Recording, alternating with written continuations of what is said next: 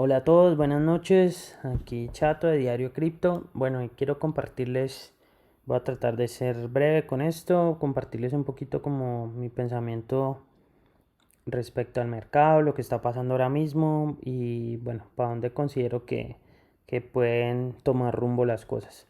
Aquí estamos viendo una gráfica que es muy importante. A mí muchas veces me da claridad cuando no me siento claro en las gráficas de las monedas. Puntualmente vengo a esta gráfica que es la gráfica del capital de mercado total que hay en criptomonedas. Es una gráfica que nos muestra como un panorama muy general de todo. Y como vemos pues aquí ya cerrando todo este imbalance de liquidez aquí fuerte, fuerte, fuerte. De que veníamos pues como desde julio del 2021, aquí hay como un año entero prácticamente, nos faltan 2 meses para completar el año y al parecer está terminando de cerrar ese imbalance de ahí. ¿Qué pasa? Que hay digamos, tres puntos de liquidez fuerte. Hay un punto que es esta gran liquidez que nos puso pues como después de esta consolidación hacia enero del 21, nos puso pues en ese mercado alcista muy muy fuerte que se fue como hasta mediados del 21 en mayo, y luego vinimos pues esa gran caída en julio, una caída fuerte, y volvimos a tener un mercado alcista. Luego cayó, consolidó, pues hizo un poquito de tema al alza, que fue lo que tuvimos como en este marzo. Esto pues casi que se podría leer como una especie de fake out, de salida en falso, y luego venimos pues a debacle fuerte de bajada. Y como vemos en esta gran liquidez, vino y tocó aquí esta liquidez teniendo una reacción bastante buena. Aquí digamos que al parecer buena, porque aquí ya en esta vela del día de ayer pues nos mostró una corrección bastante fuerte. Y si nos venimos acá atrás, podemos ver que esta liquidez nos está funcionando como soporte desde hace un buen tiempo. Y aquí hubo un fenómeno interesante que básicamente se podría entender como unos tres toques. Digamos que podríamos considerar esto como un toque, un segundo toque, un tercer toque y ¡pum! Se fue aquí al alza. Entonces, digamos que esperamos que sucediera algo similar aquí.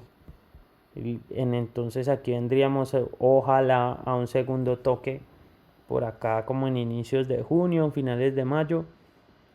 Podría pasar antes, pienso yo. Lo veo muy probable esta semana incluso. Eh, y tendríamos uno o dos toques y iríamos al alza de nuevo, probablemente.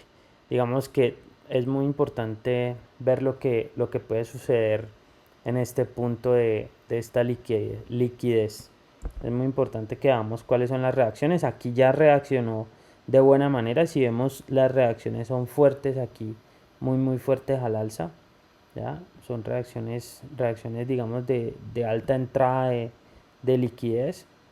Y pues es importante que entendamos pues como el panorama macro de lo que está pasando, de las noticias que son fuertes, de lo que pasa no solo en el mundo cripto, sino en el mundo en general, en geopolítica, en macroeconomía, todo el tema pues de la guerra con Rusia, con Ucrania.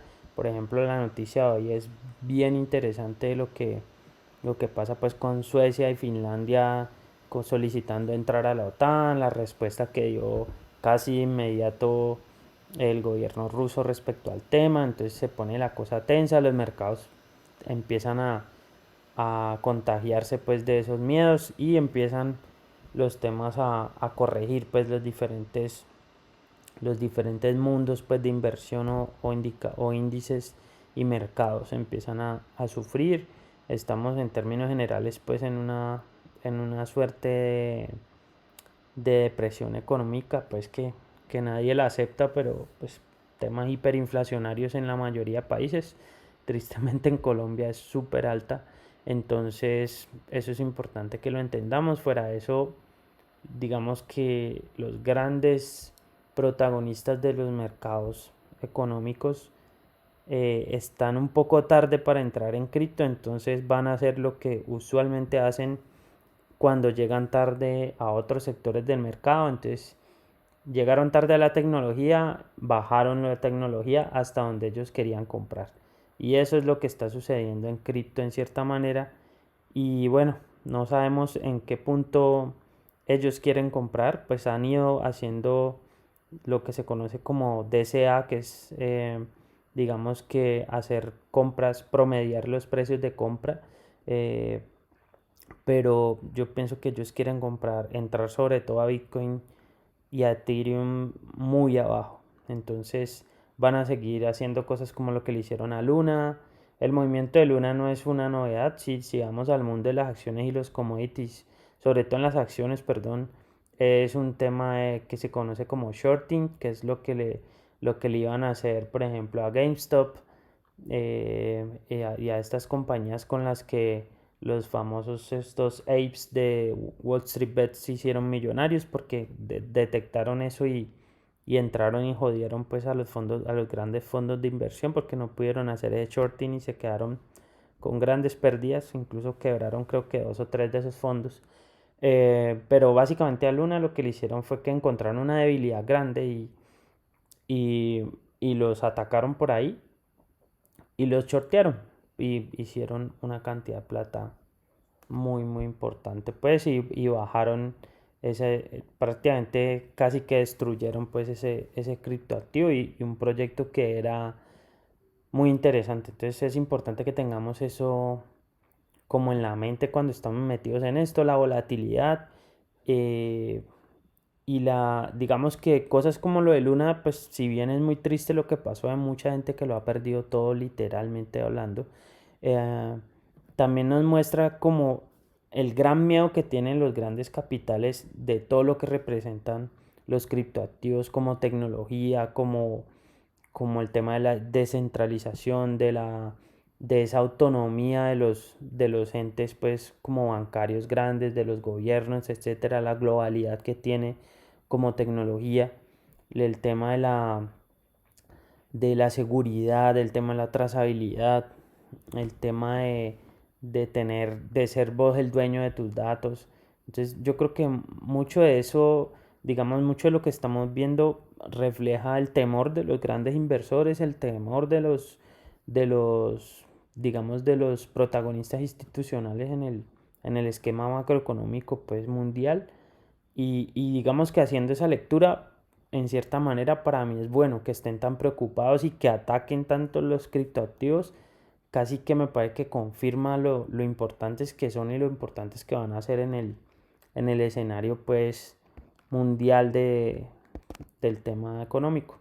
Ahorita pues pasemos a Bitcoin a mirar algo muy rápido. Aquí estamos en temporalidad semanal. Vemos pues esto súper fuerte que les decía en el chat que les mostraba un trino. Y es que esto nunca se había visto. 7 semanas, 7 velas semanales rojas. Muy muy feas, la verdad. Esta última de pronto menos fea. Y estamos entrando pues en una octava que sigue estando pues roja, pues obviamente hoy es el primer día, pero vamos a ver qué sucede. Como vemos aquí estamos, prácticamente hemos llenado el imbalance digamos que mirándolo a enero de 2021, entonces un imbalance pues bastante importante, por supuesto ese imbalance entró aquí pues y tocó en julio del 2021, entonces digamos que un imbalance de un año pues para ponerlo en este esquema, digamos aquí esta parte. ¿Qué riesgo hay grande? Esta liquidez de acá que está marcada en verde y que se representa en estas velas de acá que fueron estas grandes 4 semanas alcistas que fueron las que a inicios de 2021 le dieron ese gran impulso a Bitcoin hasta los 60 y pico mil de dólares. Luego cerramos ese imbalance en julio y volvimos a visitar esos 69. Y bueno, luego tuvimos este suerte de fake acá, esta consolidación. Un fake, aquí la gente pensó que iba a volver a los 60 y pico, después a los 69. Y no fue así, ¡tum! Se fue acá a la baja y está sostenido. Aquí tuvo una reacción buena en el soporte que me gusta explicarlo, pues que es el soporte que se conoce como el soporte de los mineros, porque este soporte que está, digamos que para ponerlo en un rango, pues y no en un precio preciso, eh, pienso yo que está más o menos entre los 28.500 y 26.500. Y en ese rango, ¿qué pasa? Que ese rango es donde Bitcoin, hasta ahí, Bitcoin es rentable para los mineros. O sea, minando se gasta energía y esa energía tiene un costo. Es decir, las compañías mineras de Bitcoin tienen unos costos implícitos y esos costos más o menos en equivalencia, digamos que vienen bien. Y si el Bitcoin está a $28.000, entre 28 y 26.500, más o menos los mineros con las tarifas de los países desarrollados, eh, digamos que están en tablas, o sea, están en equilibrio económico. Con un Bitcoin por debajo de esos, teóricamente ellos empiezan a perder plata, incluso algunos apagan su operación. Eso ha sucedido, lo cual pues tiene unas repercusiones fuertes en el hash. Bueno, hay otro, digamos, una cascada de cosas que sucede a raíz de eso. Los países, por supuesto, no desarrollados donde la energía es mucho más barata, incluso como Colombia, Venezuela, por ejemplo, siguen minando, por supuesto, con velocidades y capacidades de hash mucho menores, porque las grandes capacidades de hash sabemos que están pues en países desarrollados.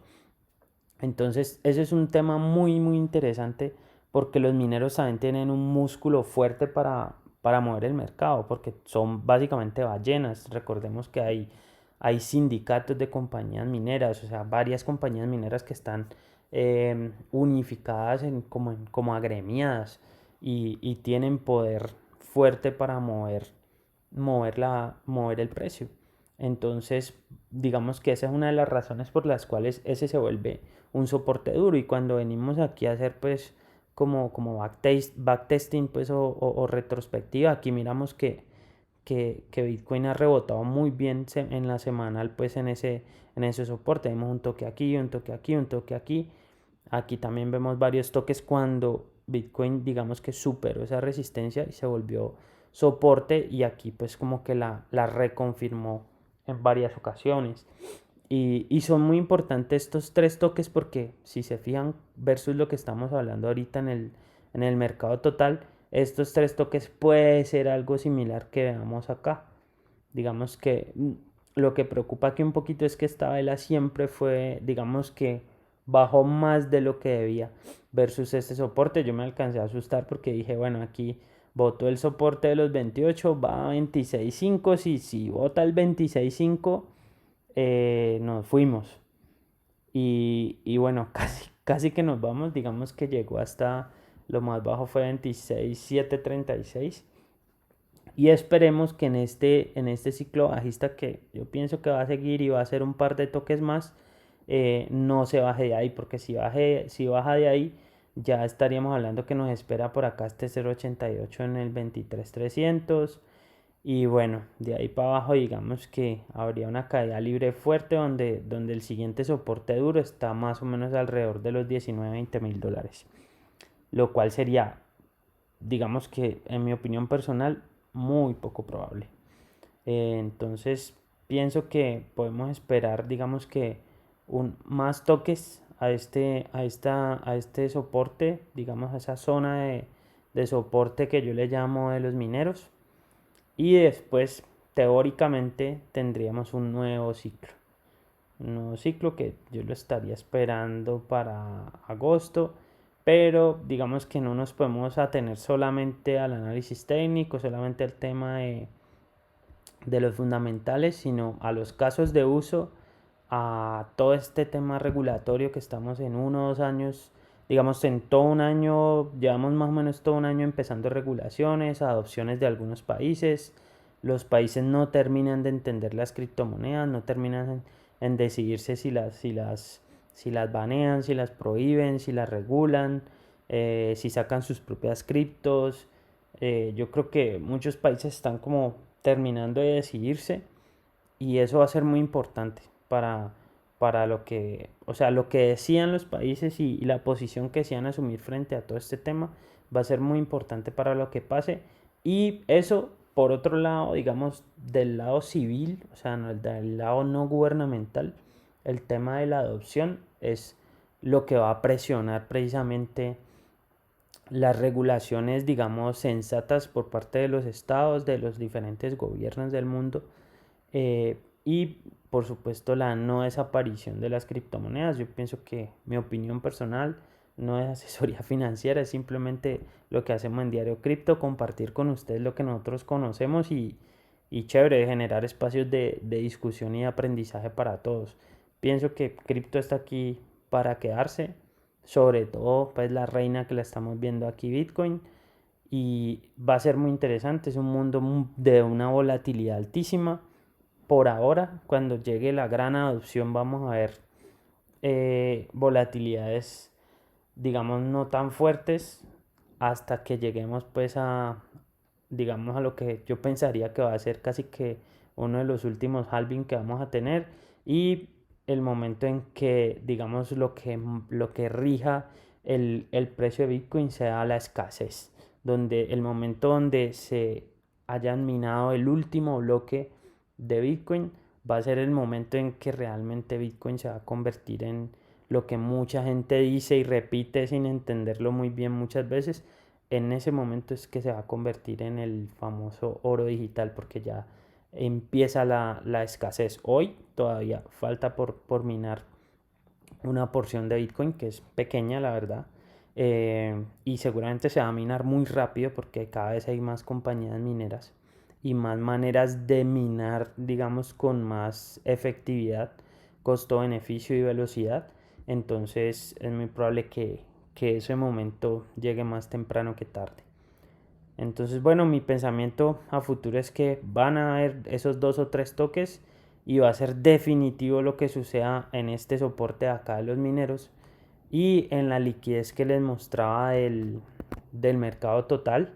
Fíjense que eso tiene una correlación, por supuesto, y de lo que suceda ahí, de lo que suceda en las noticias va a depender, pero pues en la medida que sepamos de qué estar atento, creo que es más, digamos que un poco menos complejo, por no decir que más fácil, porque creo que fácil no es, pero menos complejo, digamos, llegar a tener tranquilidades y decisiones, no vender en pánico, básicamente a tener un carácter inversionista, pues, y saber en qué nos estamos metiendo, cuánto tiempo vamos a estar ahí, no tener miedo si vemos una posición bajita, o sí tener miedo cuando vemos algo bajar más allá de cierto precio. Por ejemplo, la gente que estaba bien informada, la gente que entendía los fundamentales con el tema de Luna y de UST, cuando vio un UST en menos de 90 centavos, 95 centavos, salió y vendió y digamos que mitigó su pérdida. En cambio, otra gente